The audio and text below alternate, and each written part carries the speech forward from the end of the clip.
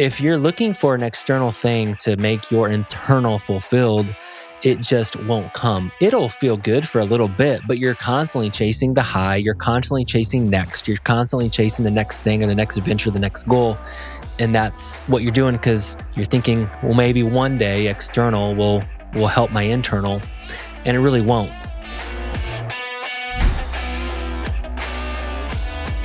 All right, everyone. Welcome back to the Art of Masculinity. Today, we are featuring Brett Snodgrass. What's going on, brother? How are you doing? I'm doing fantastic, Johnny. Thank you so much for having me on the podcast today, man. I love what you're doing, the Art of Masculinity. I'm just super impressed. I'm proud of you. Number one, almost 400 in. So, man, that's a long journey. I think the average podcast is about 20. So there you go. Yeah, man. I learned something. I tell people this all the time. My listeners already know this, but I tell people that I'm just too dumb to quit. And so at that point, I just keep going and going and going. And sometimes it works out for me and sometimes it's failed efforts, but nevertheless, I always give it everything I got. So that's always a good thing. Yeah. Amazing. Well, cool, brother. I'm super stoked to have you on. This is going to be really cool because there's a lot of what you're doing I like. And a lot of what you're doing partially because everything's kind of wrapped in your Christ-based purpose and how you have your relationship with Christianity and Christ and God. And then also you're exposing a side of kind of development for men that is not fully embraced by all men, which is why we need guys to jump in, right? So I love what you're doing out there, and I really want to start diving into this with you, which is, first off, let's start with, have you always been tied with your business and having kind of like tied in with your religion? Has that always been a thing, or has that been something recently that's come up in your life? The answer is absolutely not. It has not always been tied in, honestly. So I gave my life to Christ when I was 30. I started a business when I was about 27. So really my 20s were very horrendous, very narcissistic, womanizing, party, just looking for the weekend. And I wanted to make a lot of money. So I started a business when I was 27. And then that was really just, again, all about Brett. And Brett wanted to be wealthy, to be rich, to be a millionaire. And a lot of it was really just tied into that. And then about when I was 30, really hit kind of a situation. I had a 2-year-old daughter at the time and had a big house, had the nice car and the boat in the driveway. And the woman, my daughter's mother, had left. And I was just kind of broken at that moment in my life, 30 years old, and just had achieved a lot of these different things, chased and achieved these things of successes that men desire, and just kind of felt just that complete miserable emptiness inside. And that's when I just started searching bigger. What is the meaning? What is life? Is it worth it? Right?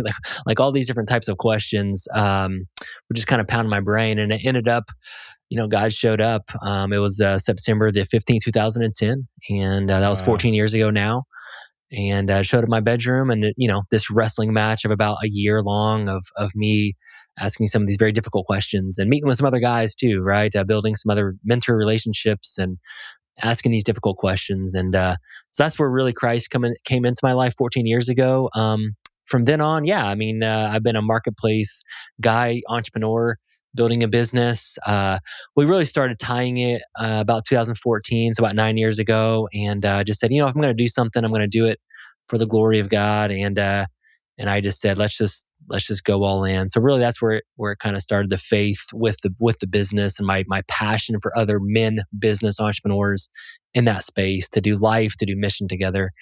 So that's a little bit of the story in a nutshell.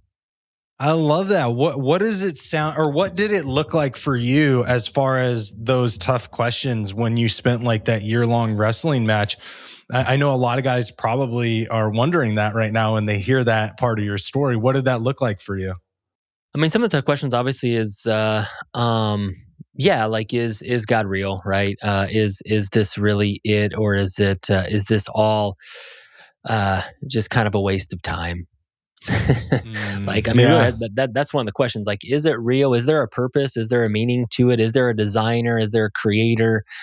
Did he speak life and earth and heavens into existence, and is that real, or is it not? And if it's not, then again, the atheist would say, I think at the end it could be just a waste of time, right? We're here, and so that was one of the main questions. Um, and yeah, are the stories true? And just kind of seeking after what is true, what is truth, Yeah. and is there a truth, right? So some of the deep questions that I probably throughout my 20s, I never thought anything more than beyond Yeah. myself at that point. But really, I think the main question is, what is truth? Um, and the question for me was, if it is true, and if I can see that it's true, and you can show me that it's true, then I will give my life. I will follow. And for my story, I believe he did show up. Right, there was definitely some miracles just along that way with that wrestling match. Of seeking and some pain, and a lot of times greatness is on the other side of suffering. I mean, I'm sure you talk a lot about that to men. So a lot of suffering and pain going into that, and then at the end was just a restoration, a redemption. And but I think, yeah, the main question was, is it true? And if it is, then let's go. Dude, it's so powerful because I think that's something that, my wife and I have kind of come back to our relationship with God and the church and religion. And that's one of the things I still struggle with. Is it, Yeah, is it true? yeah, Was this, this was written by man's hand? Like, how have they not manipulated? We see people manipulate things all the time in this world. So it's like, how would they not have manipulated it for maybe their benefit? And I still think I struggle with that a lot. And I think a lot of men do. I think a lot of men really desire that connection that you're talking about with God. yeah. And then there's that kind of standoffishness of like, but wait a minute, am I just being manipulated? Right? Is this Right. all a facade? Right? Because yeah, it's like, do you believe that it's true? Do you trust that it's true? And that's a tough question, bro. I love that that's one that you asked yourself and Yeah. you constantly wrestled with. And I think a lot of men struggle with that. And, I think a lot of men need to see proof. They need to see evidence. They need to see with their own Yes. eyes. And that's the difficult part about it. And so some of the studies that I probably even got into was some of the evidence, right? And I follow an author called Richard E. Simmons III. He's not the '70s fitness instructor. He's he's a different guy. But I find, but he wrote a couple of books. One of the books I got my hands on was The True Measure of a Man. Awesome, amazing book. That's the most book I give out. But he wrote this another book. I'm probably going to butcher the title, but I read through that. But it was um, it was evidence of the existence of God, and it really just kind of went through a lot of the evidence. So I think that if you are struggling with that, and you're struggling with truth, you're struggling with real, and you need some evidence, then I would start reading some of the evidence behind it, because I think that it gives you a lot of that confidence of the evidence, because there is compelling evidence around it, around the story of Yeah. God, around the story of Christ. So yeah, so I would just start there. I love that because I believe it and I know there is, and then yet my ego, my material world, my material man still wants to say, but like you haven't seen it physically, right? You're still reading Right. it. You're still reading this. Yeah. So I believe it, and I know there's evidence, and then you still have that 3D matrix kind of perception of like, but it's not in front of you, right? Yeah. And I get it. And no, I totally understand it. And obviously there's a lot. I mean, no no one knows exactly Right. what is going to happen. I mean, there's obviously a mystery. There's a mysterious thing to it. There's some unknown to it. And I guess the question would be, you can believe and you can really go and have faith in that, and you can go that direction, or you can have faith that it's not true and it's not real. And that takes a lot of faith too, to believe some of the other things that are out there Yeah. about, hey, something from nothing came into everything of life, right? That Yeah. takes a lot of faith as well. So whatever you choose, you have to have a lot of faith. Well, it's so funny. I heard that, and I'm sure you've heard that quote too. But there's that Yeah. quote. It says scientists have an answer for everything except they need you to believe in one miracle, right? And Yeah. Right. it's like that. I'm butchering the saying, but that's what it is. They need you to believe in one miracle, which is the Big Bang, because they still have no evidence or proof for it, right? So it's like, Right. so even in that, just like you said, there still has to be a level of faith, even if you're purely saying like science is the way end all be all. So it's a really fascinating conversation. Yeah. And I just come back to the miracle of just life and the miracle of God's creation and the wonder. I mean, you just look around you and you're like, I mean, it's just absolutely ridiculous. You look at the stars in the sky, you look at the creation of the mountains. Like I mean, I'm sure you go to the mountains and hike and you look at Yeah. the mystery of your heart beating right now and everything is working together to bring you life and to breathe. I mean, it's just absolutely a miracle Yeah. of life, right? So Yeah. there we A go, lot of man. power in that, brother. And I'm on that journey as well. And so I love being able to have this conversation with you, seeing somebody who's kind of been on the other side of it, but had the same exact questions, and I think a lot of men can resonate with that as well. So I love that you have brought this in. So when you started and gained success, but you felt hollow, right? I want to take us back to that moment because I think there's a lot there as well. Because there's men out there that think like, okay, I'll be happy when, that whole facade of I'll be happy when this happens, when I have this amount of money, or when I have, this person in my life. And was that something that you dealt with and then you got the money and then you're like, wait a second, that didn't, what I thought was going to show up didn't show up? Yeah, I mean, I think you can just really simplify it too. I mean, to all your listeners out there, have you ever bought something new? Let's just say you've bought a new car. You went and you were excited about it. You drove it off the lot. You're like, oh, this is so cool. It has a really cool radio and the seats smell really good and all this stuff. And you drive by and then, honestly, it really, really after a month or however long it takes, it's not that cool anymore. It doesn't have that much impact on you. Replace the car with whatever that is, and Yeah. that will be. So here's the interesting thing. So I'll go back to the biblical point of view. Paul, he writes about like he's lived with a lot, like he's had so much in his life, and then he's been completely broke and in prison with nothing. And I maybe haven't gone to that extreme, but I have also been completely broke, no Yeah. money, go on a date and your debit card bounces, overdraft, like feel like a loser, like have nothing. And then I've had $1 million in the bank, or whatever that looks like. Internally, it's about this. It's about the same.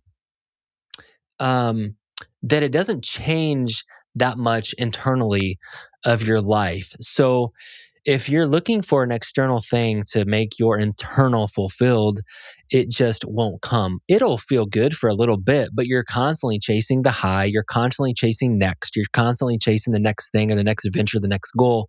And and and that's what you're doing because you're thinking, well, maybe one day external will help my internal, and it really won't. So, I mean, I know you talk about the internal all the time, the internal man, the internal design of the man, that fulfillment comes from the internal. And so I think, all the listeners out there, it's cool. I'm not saying don't be successful. I'm not saying Right. go after your dreams. And I love to create, I love to build, I love to do all that stuff. But I know at the end of the day, it's really not gonna fulfill me to the next. My lifestyle has reached a point, it's not going to change that much. Brett's not going to change that much.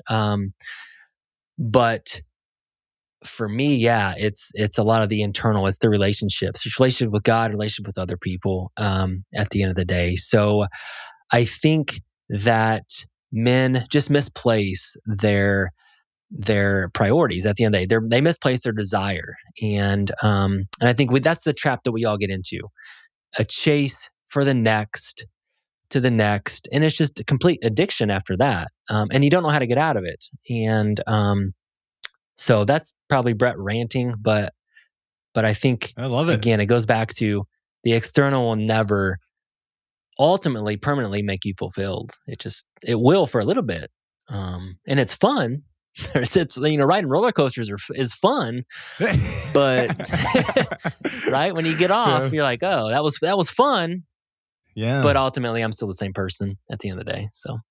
Right. And that is that's where that level of success or that desire for success, that material success, like there are benefits to it. And I love that that's kind of what you're highlighting. There are benefits. We're not saying benefits for sure. But at the end of the day, if to be rich or poor, I think I would choose rich, right? I would choose wealthy. I mean, you have a lot more options and freedom. You don't have to worry about your heat getting shut off, and you got food in the refrigerator.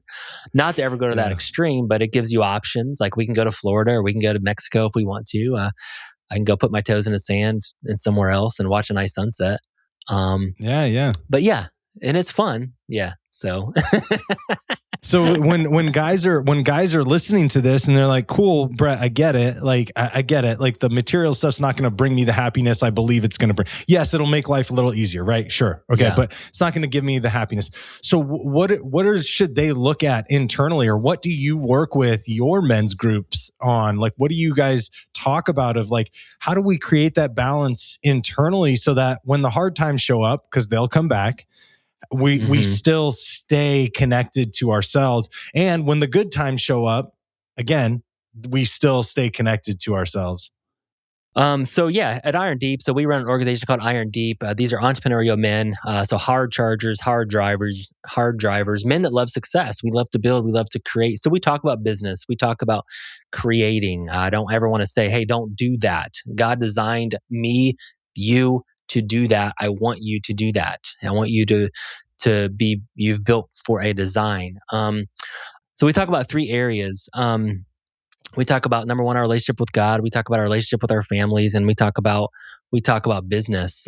So I'll give you number 1. I think you have to be radically honest. Like our top core value is just to be radically honest. Be radically honest with yourself. Be radically honest with God. Be radically honest with each other. And that's just hard to do. So we have to come together and sharpen each other to get to that point of, again, just being honest and just knowing where you're at. Right? I think we just go through life and we're constantly pushing and driving, and we just never really know what's going on and really what's real and what are our priorities. So that's where we start, being radically honest. Obviously you talk about vulnerability, just having a group that you can be honest with, and then not to judge you, not to look down on you. Most of these guys can't be vulnerable anywhere. They can't be vulnerable in their businesses. They can't really let anyone know how they're doing. They're on social media. They got their game face on. Like they can't let anything out. So having a safe space to have that, obviously is super important. Community is really important. We all need, again, the Lord, he designed us for togetherness. So it's just so important to have that brotherhood. Most men don't have that.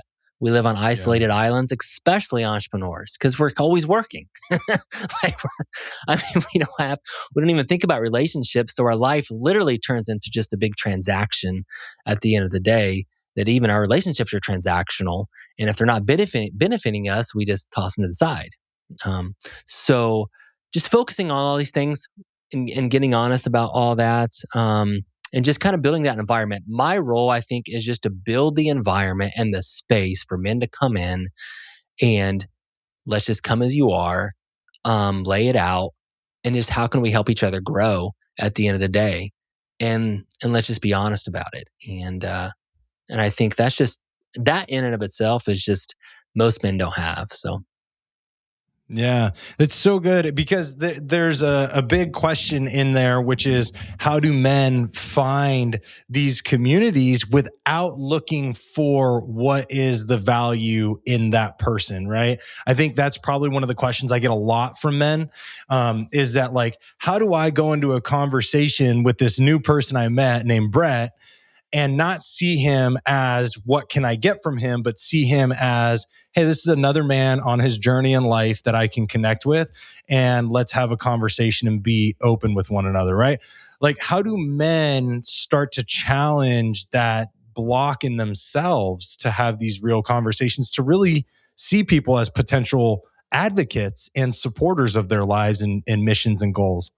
I think one of the greatest virtues is just the humility of the heart.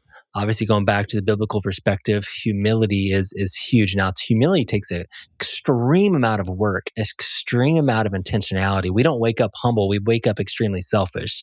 So, um, so again, reminding just the humility, can I be totally present with Johnny? Can I come into this conversation without wondering how can Johnny benefit me, but how can I celebrate Johnny for who he is?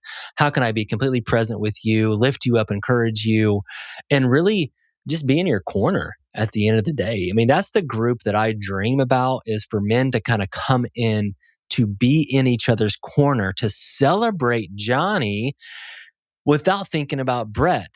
Like when Johnny's successful, I genuinely do want to celebrate you and not wonder how come Johnny's successful and I'm not. Most of the time we get into this trap where when someone's Yeah. successful, honestly, really, we wish that they weren't, because it makes us feel bad about ourselves. So we compare Yeah. each other. Yeah. But what if we lived in a world that we didn't have to do that, that we lived in an organization? And this is hard. This is very, very difficult, because men and human beings are very messy creatures, and we're very selfish.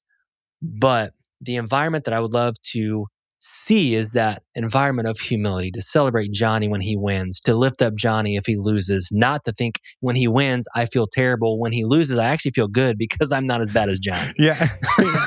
Yeah. Oh, you read my mind. I was going to take you down that path, and you read my mind, because I was like, dude, guys want, I mean, we have, to society's advantage, men have a competitive edge to them, and there are good things to that competition, which is why I believe we were given that ability. But then there's also the flip side of it, where there's very bad negative things to that competition. And you put it perfectly, exactly like that. When we're comparing, and we're trying to compete, and I'm saying, well, Brett just landed a big contract and got some money, and now I'm mad at Brett, and now I'm not going to text Brett or call Brett and say what's up because I'm pissed that he had success. Yeah. Like, that's that negative competition, right?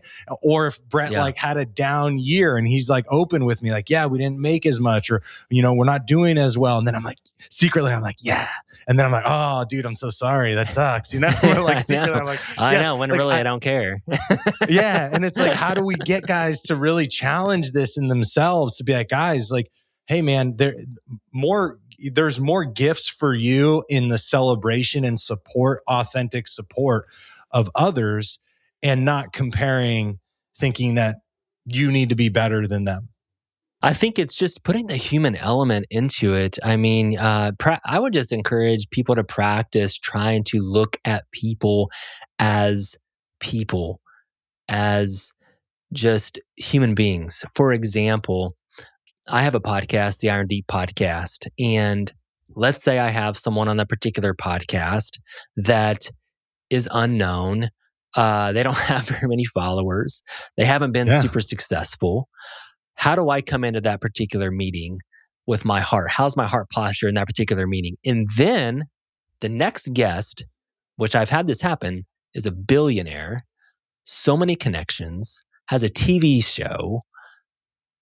How do I come in with that particular podcast? Is it different or is it the same? Now, if you can come into those relationships and I can look at them as people, as individuals, as they have a heart, they have, right, they're breathing, right? And I look at them as a person. And again, going back to the biblical perspective, how maybe Christ looks at you, that how can we do that? I've started to do this with my own family. Like sometimes even we get into this, to the trenches of your spouse, that we look at them as something, or we look at our kids as a nuisance. Maybe they're nagging, or they're a nuisance, right? Because they're distracting you from what you really want to do, and it's your life. And why can't I be successful? But I got these kids. These are some of the things that men start to struggle with. But if you slow down and you just start to look at them, man, this is like a human being. This is a gift. And you start to look at people like that. That takes extreme work and intentionality every single day. But I would just start to practice that and start with maybe your own family.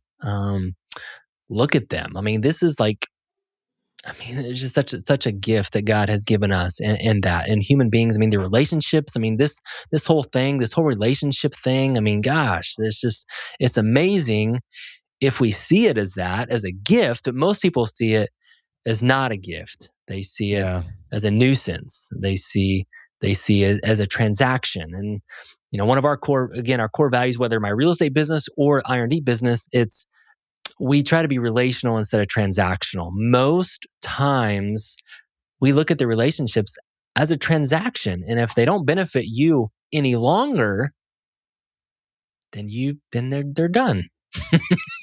It's over. Right? At the end of it.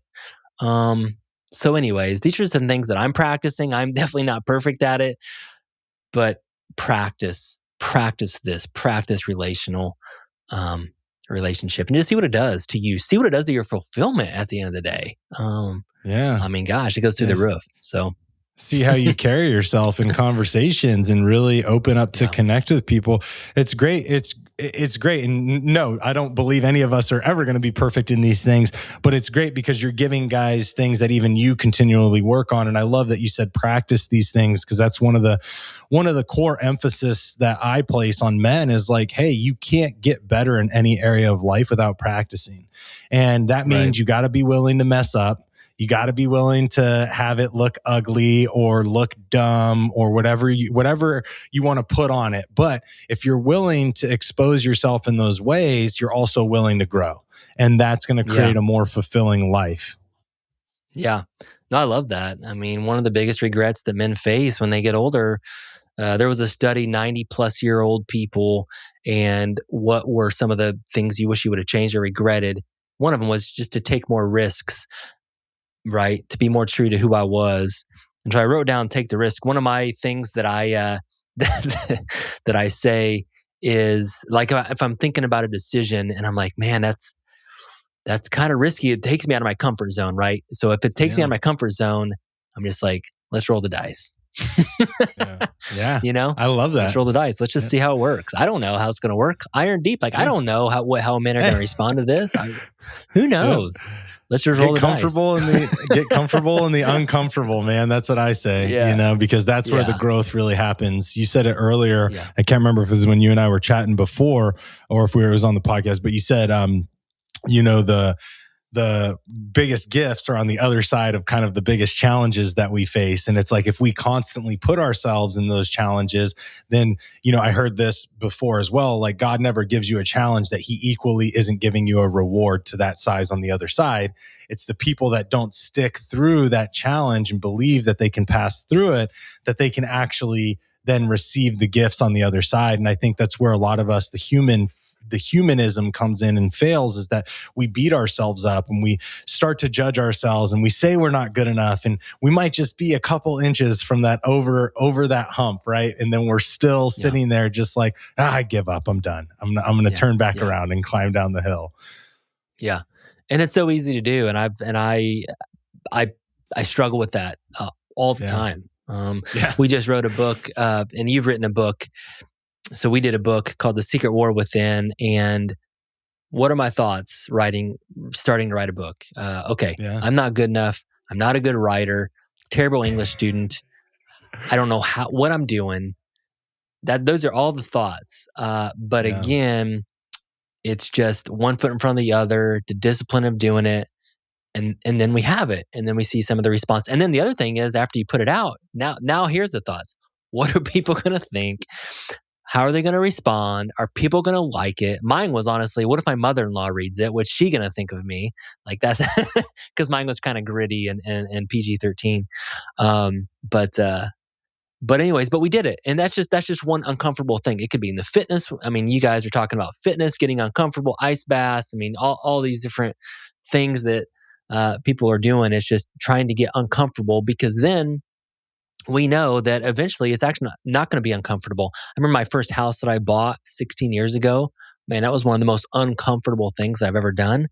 And then now we buy a house all the time, every day. So it's not a huge deal anymore. So, But then what our tendency is, we just stop doing that. We're like, oh, we stop growing, we stop pushing it.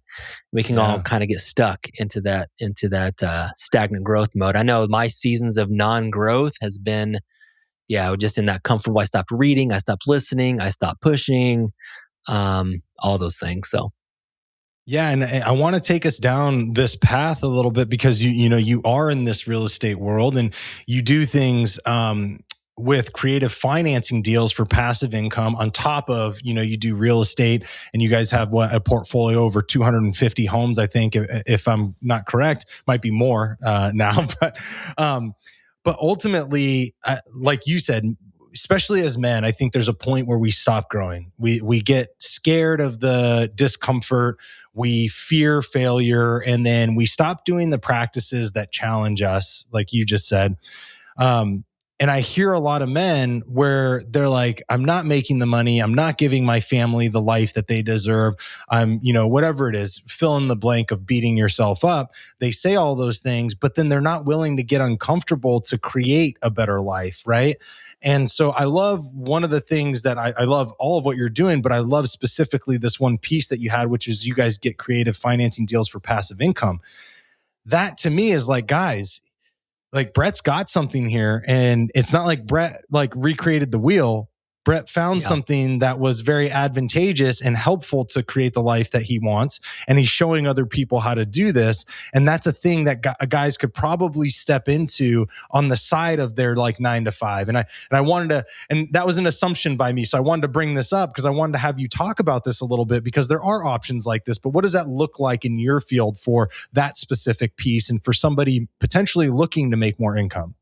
Number one, I have a daughter who's getting ready to turn 17. And so my advice to her is, I don't care if you do real estate, but real estate should be always a part of your life. I don't care if you do it full time.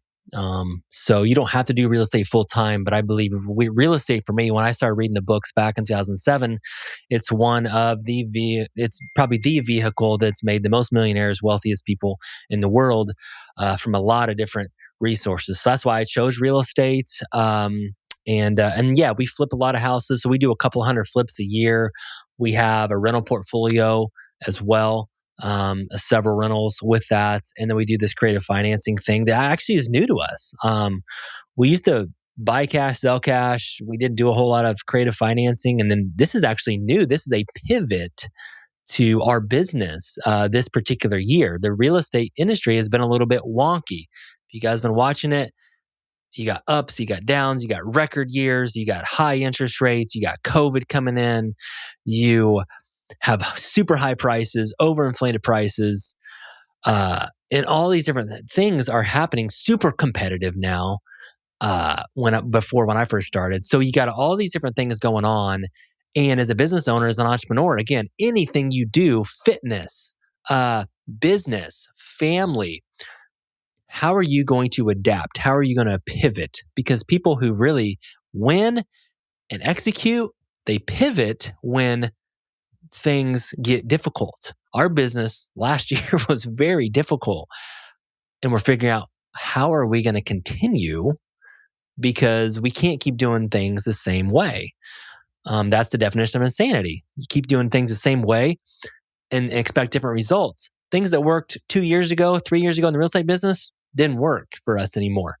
So this whole creative financing, and this is a whole different show, but buying properties where the sellers finance us, buying properties we buy and we take over their mortgage for them because they're facing foreclosure. We sell properties where we're the bank. Think about a car dealership. Come here, buy here, pay here. We do that with homes.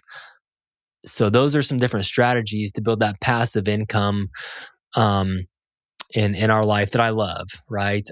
So I love creative finance. It's one of the best vehicles mixed with some of these other real estate things. But if I'll leave you with this, if you want to build a better life, make more income, real estate is an amazing vehicle to do that. I would explore it, definitely. So whether you do it full time or not.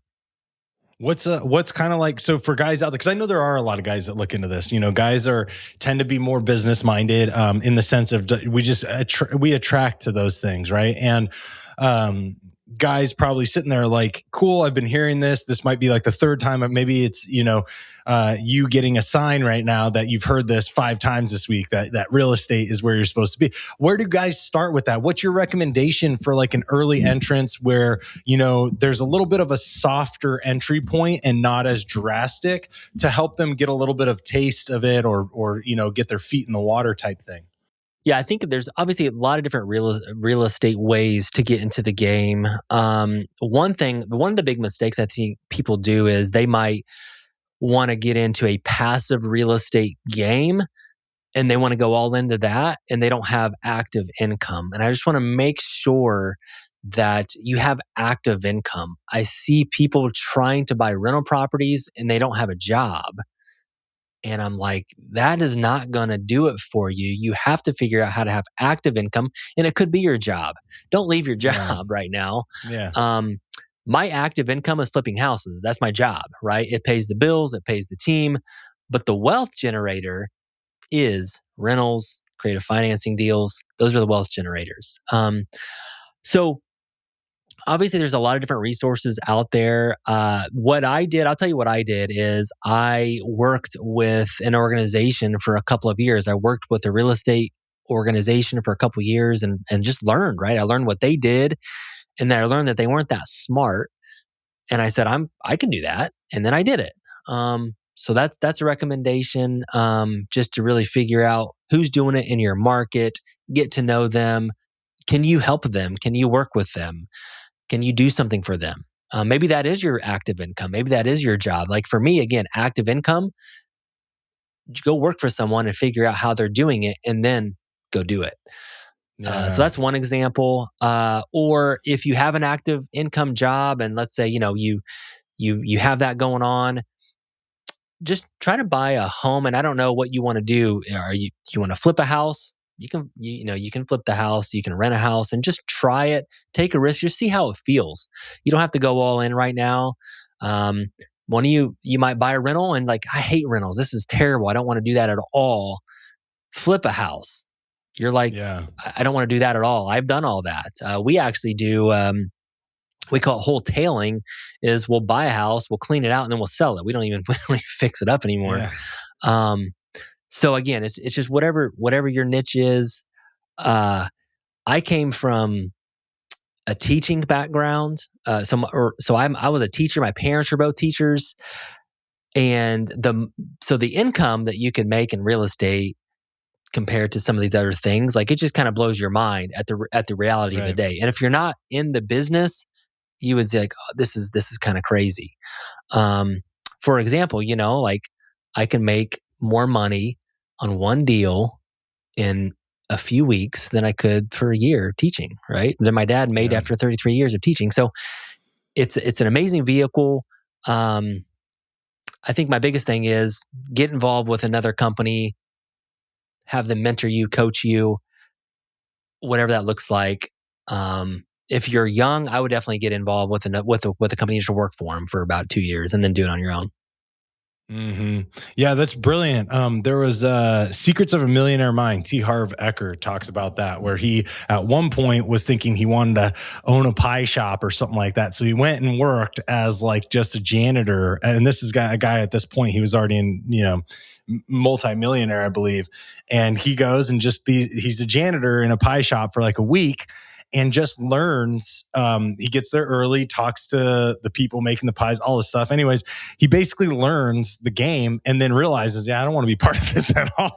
Like, not really anything. But he put himself in a position to say, hey man, this is something I'm really interested in. Let me involve myself in the industry and expose myself to the industry first before I make a commitment. And I love that you're saying that. And I know people are like, well, I don't have time to do that. But in a lot of cases, like real estate is kind of a side hustle. It's not a full-time job for a lot of people. So they'll show houses on the weekend and they're part of the industry and they're getting to learn the ropes, but they're not actually like, that's where their predominant income is coming from. So I love that you're saying this, because that's a beautiful way to really dive into anything, to be honest. Like, go get part of that industry, right? and Yeah. explore it. Yeah. And like I said, if you're making an income, I would buy a house, fix it up, what it looks like, and maybe rent it out for Yeah, yeah. 3-6 months and just see if you like it. See how it works. You're probably not gonna lose. Make sure you get a decent deal on it. Talk to someone in that industry. Make sure you get a decent deal.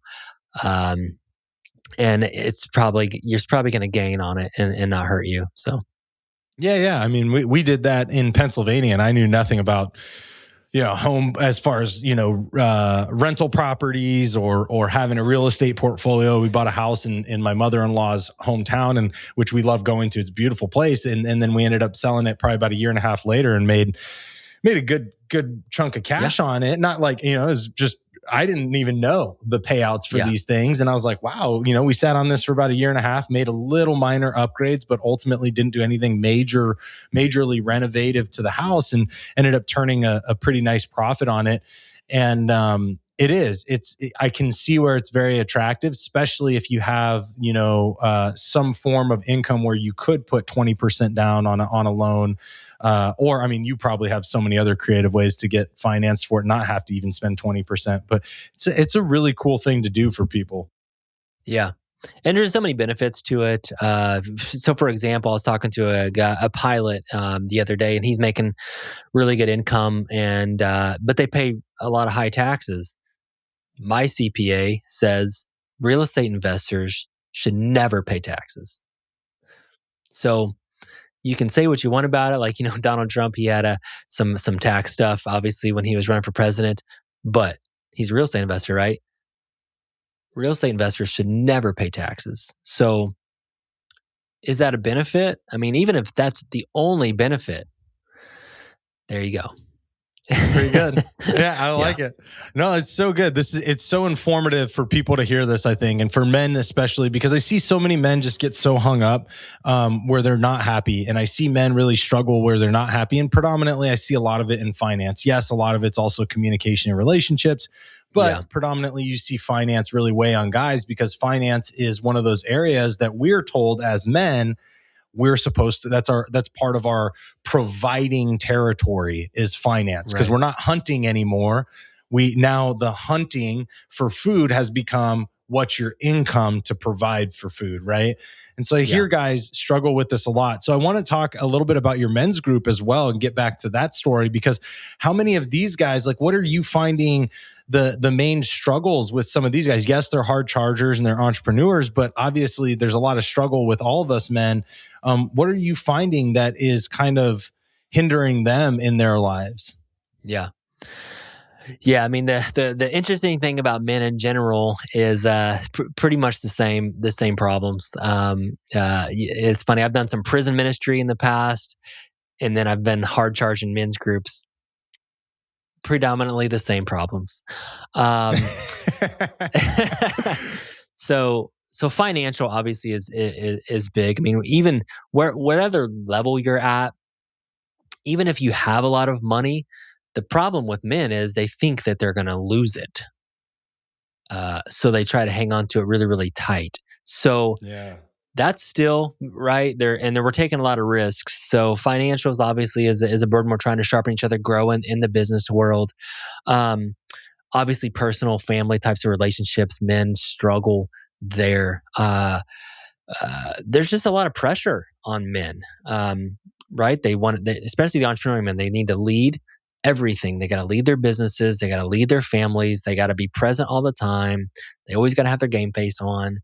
And, so some of the struggles is just the stress, the anxiety that all brings. It brings, struggles with their marriage, men, divorce, kids that don't know them, just all those personal types of struggles are some of the main things.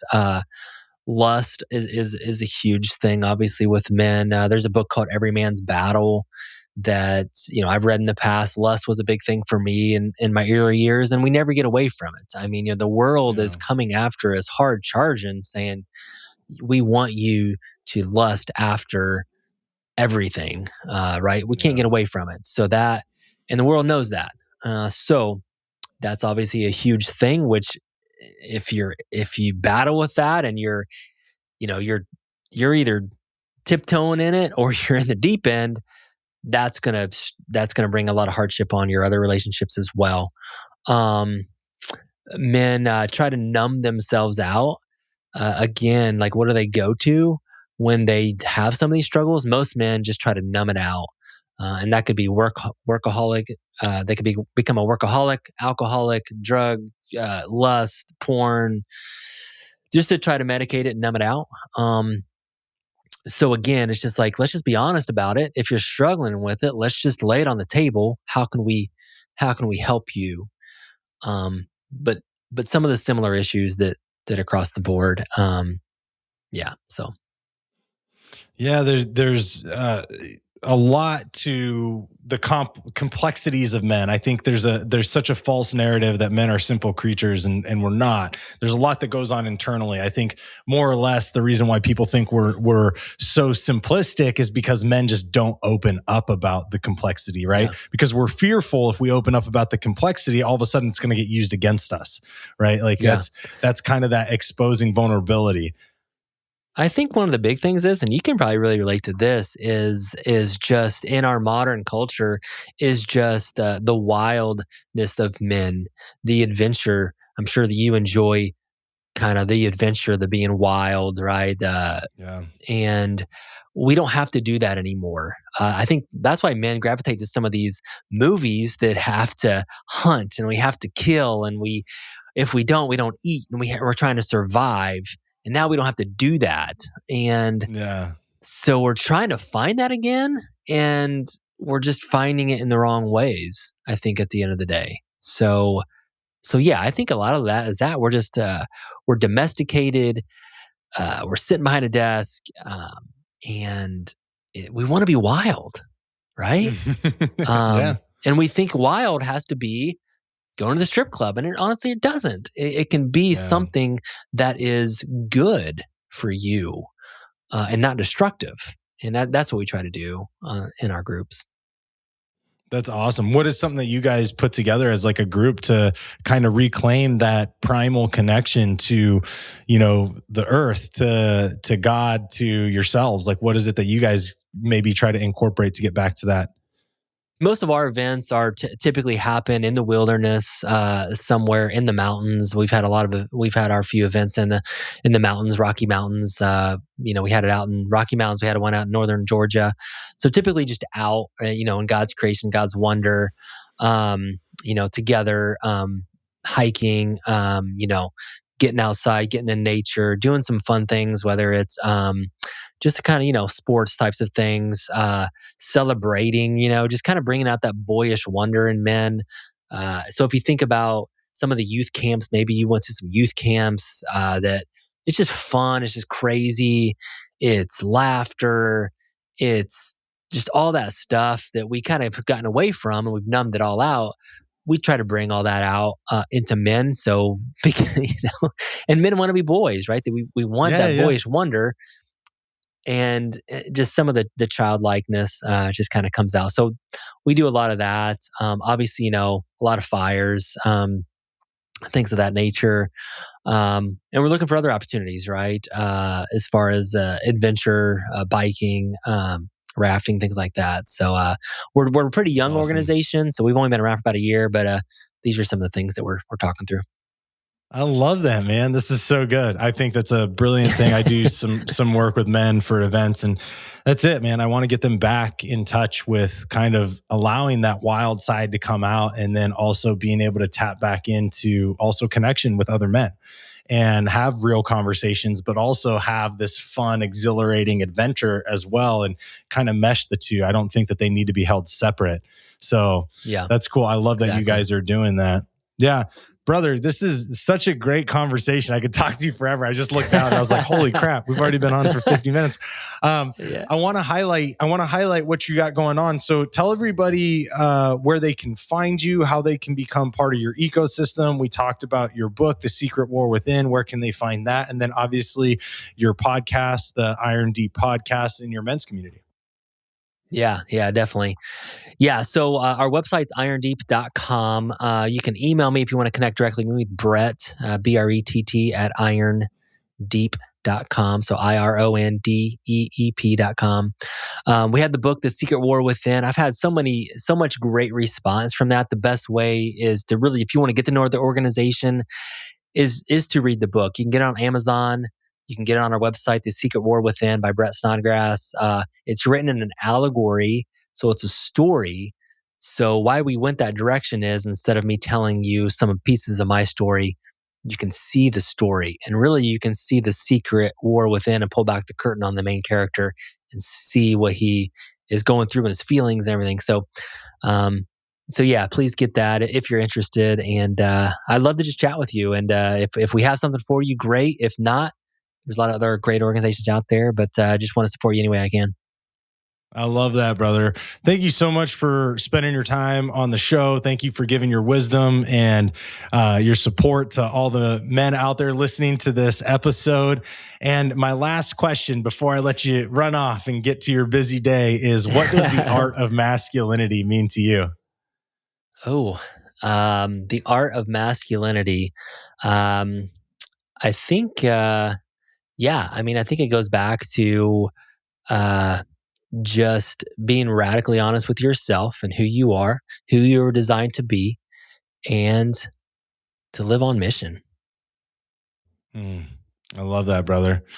Well, thank you for that. Thank you for that message. To everybody listening, make sure you guys check out what Brett's got going on. Make sure you check out his podcast, Iron Deep. Check out his book, The Secret War Within. Brother, thank you deeply for coming on the show. And to everybody listening, as always, the world deserves a better caliber of man, and it's our obligation to give it to him. All right. Thanks, guys.